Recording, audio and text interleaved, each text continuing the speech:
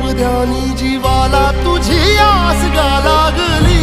जरी बाप साऱ्या जगाचा परी तू आम्हाले कराची विठू माऊली।